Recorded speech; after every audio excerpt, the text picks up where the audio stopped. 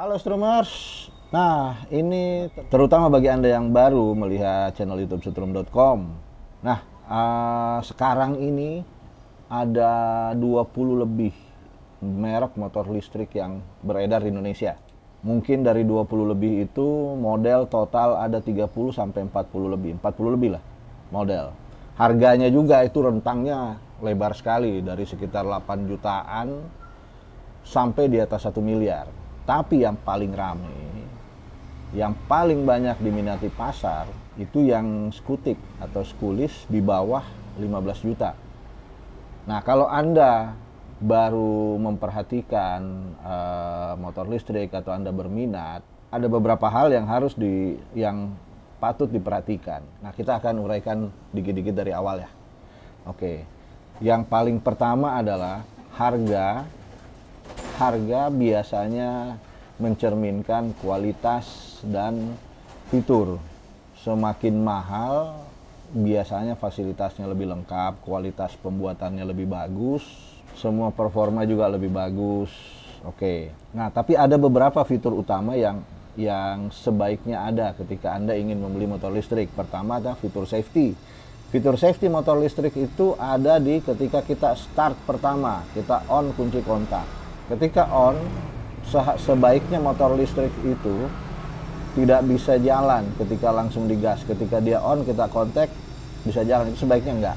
Hampir semua motor listrik yang kami coba itu harus ada prosedurnya. Entah ada tombol P atau park yang harus ditekan, atau rem ditekan, baru dia ready di dashboard. Nah, kenapa fitur itu ada? Itu untuk keamanan, karena motor listrik tidak ada suara mesin ketika hidup. Jadi on atau off, hidup atau enggak, itu enggak ketahuan kecuali Anda melihat dashboardnya atau Anda melihat displaynya. Jadi fitur safety itu yang paling utama.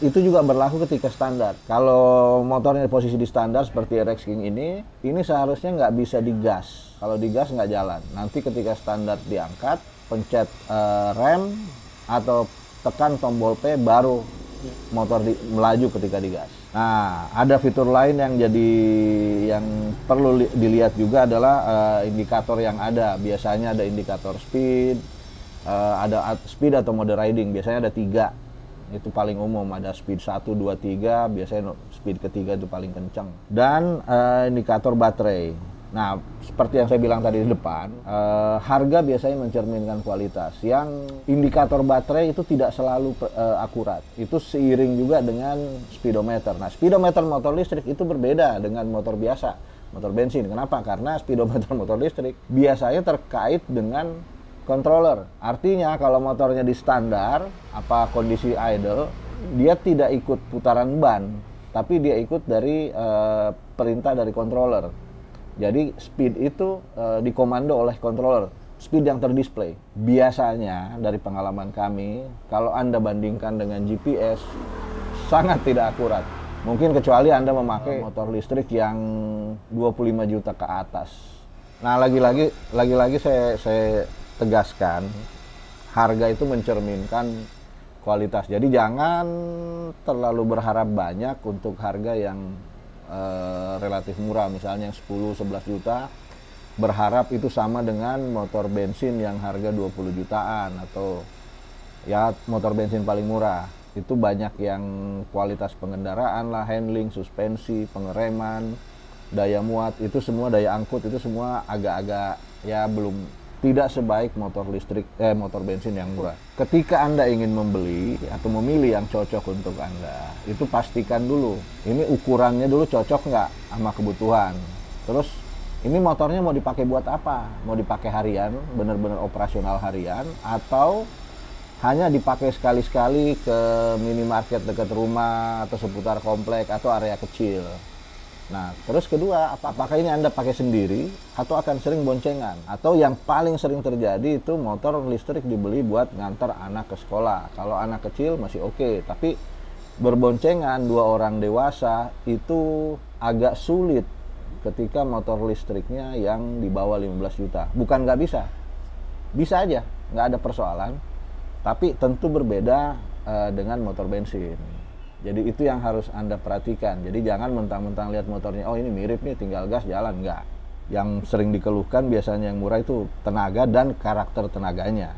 Nah, setelah itu sudah Anda pertimbangkan, tentu Anda memilih juga melalui brosur. Di brosur atau keterangan pabrik, Anda bisa lihat secara online atau kadang ketika pameran di bagian brosurnya, itu ada beberapa hal yang sering diocehin lah oleh calon konsumen.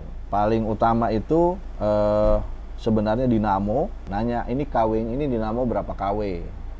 Terus kedua, baterainya, kapasitas baterai. Di brosur itu selalu tertera voltase dan kapasitas ampere hour, AH. Jadi biasanya yang paling umum nih 60 volt, 20 ampere.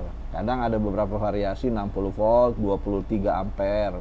Ya nggak jauh-jauh dari situ. Nah, yang perlu Anda perhatikan dari brosur adalah jenis baterai yang terpakai, yang terpasang di motor yang Anda incar. Biasanya nih, kalau dia motor yang murah di bawah 15 juta atau mungkin 11 juta plus minus, kalau dia tidak mencantumkan lithium, berarti dia memakai baterai SLA. Baterai untuk motor listrik itu yang di Indonesia yang umum itu ada 3. SLA, Sealed Lead Acid, lithium, dan LFP. LFP dan lithium ini bisa dibilang sepupuan lah. Satu komposisi cuma beda, ada beberapa hal, ada berbeda komposisi kimia dan berbeda karakter. Oke, SLA ini kita mulai SLA ya. SLA Sealed Lead Acid itu hampir sama dengan aki motor maintenance free. Biasanya ditemuin di motor-motor yang di bawah 11 juta. Nah, SLA ini sebenarnya kalau dari kasta baterai dia paling rendah, tapi bukan berarti dia tidak bagus atau tidak cocok. Bisa aja. Untuk Anda yang hanya pakai sekali-sekali itu mungkin lebih bagus SLA. SLA ini kelebihannya, SLA ini walaupun dia tipe baterai yang harganya paling murah, itu sebenarnya cukup handal. Nah, lebih aman dari masalah-masalah yang dialami lithium. Jadi habis SLA itu ada lithium itu ada LFP dan lithium ion biasa. Nah, si SLA ini kelemahannya itu secara umum itu cuma 2, dimensi sama bobot. Jadi memang ukurannya agak gede dan dia lebih berat. Otomatis karena dia lebih gede ini dan komposisi kimianya juga tidak bisa mendischarge terlalu besar. Artinya apa? Tenaganya tidak sekuat motor listrik dengan lithium, tidak sebesar itu. Cuma dia lebih tahan, lebih badak istilahnya. Nah, SLA ini biasanya kalau Anda temuin dia ada beberapa sel, tergantung berapa volt motornya. Dan karena dia ada berapa sel, Anda harus perhatikan itu. Anda harus perhatikan bahwa SLA itu ada pola perawatannya, yakni di rotasi. Dan Anda perhatikan benar yang namanya panduan pabrikan untuk pengecasan. SLA ini punya versi yang lebih bagus sama pabrikan. Beberapa pabrikan sering mencantumkan grafin. Nah, itu aslinya adalah pengembangan dari SLA. Jadi dia ada penambahan unsur kimia atau ada aditif tambahan berupa grafin. Itu membuat baterai SLA lebih tahan lama dan punya discharge dan kemampuan charge yang lebih baik. SLA yang biasa yang non grafin itu biasanya pengecasannya lebih lama, tapi dengan grafin dia bisa relatif lebih cepat pengecasannya. Jadi ya hampir sama lithium, bisa dicas lebih cepat. Cuma ya itu kelemahannya masih sama dengan SLA biasa grafin ini, yakni dimensi dan bobotnya masih mirip dengan SLA.